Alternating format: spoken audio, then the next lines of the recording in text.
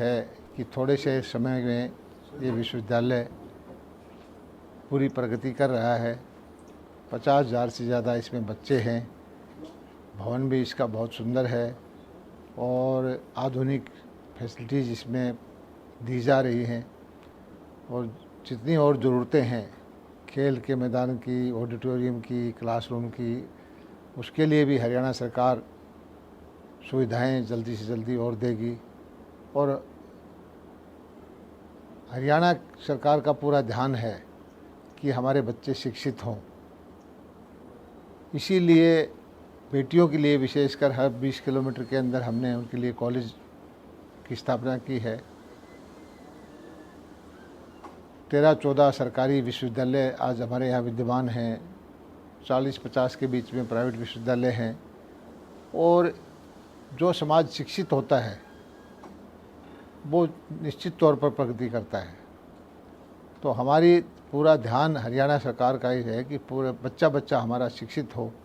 और हरियाणा सरकार ने जो न्यू एजुकेशन पॉलिसी है सबसे पहले लागू करने का काम किया है। तो इससे हमारा देश प्रगति करेगा। और खुशी की बात है कि दुनिया की सबसे युवा आबादी हमारे देश में है और यही आबादी शिक्षित होकर के पूरी दुनिया की सिरमौर बनेगी, दुनिया को रास्ता दिखाएगी। सर, बात करें केंद्र सरकार ने बजट पेश किया तो क्या लगता है हरियाणा के हित में और खासकर किसानों के हित में क्या मिला इसमें? देखिए, हमारी सरकार दीर्घकालीन बजट देती है, निरंतरता का बजट देती है। Infrastructure, social services, social security, उस पर विशेष ध्यान है। शिक्षा पर ध्यान है, स्वास्थ्य पर ध्यान है, किसानों की तरफ ध्यान है। और उसी का परिणाम है कि आज हमारी दुनिया के सबसे तेज़ गति से बढ़ती हुई हमारी जीडीपी है। भारत जो है दुनिया की 3 आर्थिक शक्तियों में शामिल जल्दी ही हो जाएगा। हमारी जो है रोज़गार के साधन उपलब्ध हो रहे हैं। देश में हवाई अड्डे, मेडिकल कॉलेजेस, हॉस्पिटल्स, यूनिवर्सिटी, इनका निर्माण हो रहा है। गरीब आदमी को हम घर बैठे भोजन दे रहे हैं। किसानों के लिए नई नई सुविधाएं लेके आ रहे हैं। वंदे भारत ट्रेन और जो मेट्रो है उनका विस्तार हो रहा है। हवाई अड्डों का निर्माण चल रहा है। प्रधानमंत्री जी की परिकल्पना थी कि हवाई चप्पल वाला हवाई यात्रा करे, उसमें भी हम सफलता प्राप्त कर रहे हैं। और हरियाणा को जो एक पूरा अंतर्राष्ट्रीय हवाई अड्डा हिसार को मिला है, इससे भी हमारे इलाके की कायाकल्प होगी। सर, जो विपक्ष है वो कह रहा है कि नायडू और जो नीतीश है उनको खुश करने के लिए यानी कि 2 राज्यों को खुश किया गया, बाकी सरकार बचाओ बजट था।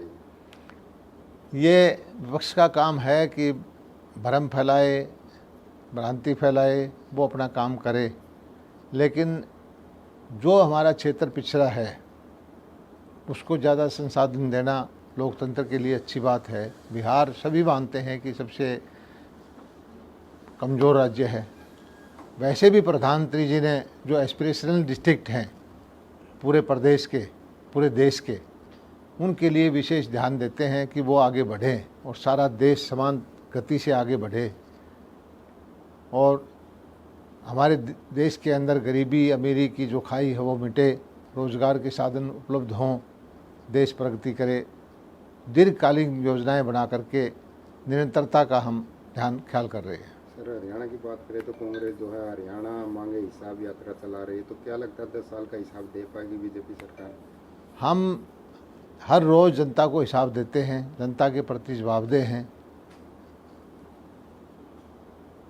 हिसाब जनता उनसे भी मांग रही है कि उन्होंने अपने वक्त के अंदर किस तरह किसानों का शोषण किया था, किस तरह 2-2 रुपये के चेक दिए थे, किसानों को भाव नहीं दिया था। सारे प्रदेश के संसाधन एक ज़िले के अंदर ले जाते थे, दूसरे ज़िले पिछड़े रह जाते थे। हरियाणा की जनता ऐसी सरकार को कभी मौका दोबारा नहीं देगी जो और ज़िलों का हक ले जा करके, चाहे वो नौकरी का हो, चाहे वो विकास का हो, एक सीमित क्षेत्र में ले जाए। हरियाणा सरकार ऐसी सरकार को मौका कभी नहीं देगी जो गरीब के प्रतिभाशाली बच्चों का हक जो है, नेताओं के 3rd डिवीज़न वाले बच्चे या फेल होने वाले बच्चों को दे दे, ये चीज़ हरियाणा की जनता कभी नहीं बोलेगी। सर हाल ही में ईडी की काफ़ी रेड हुई हैं, जो विपक्ष है खासकर कांग्रेस वो कह रहा है कि ये कांग्रेस के नेताओं पर ही क्यों होती है और चुनाव के समय में क्यों होती है। ये भ्रष्टाचार जो करेगा, गलत काम जो करेगा, उसी के ऊपर कानून कार्रवाई करती है। और जब अपराध कोई करता है तो जांच एजेंसियां या लॉ एनफोर्समेंट एजेंसीज हैं, वो अपना काम करती हैं, पहले भी करती आई, आगे भी करेंगी। उनको चाहिए कि अपने लोगों को कहें कि वो भ्रष्टाचार से दूर रहें।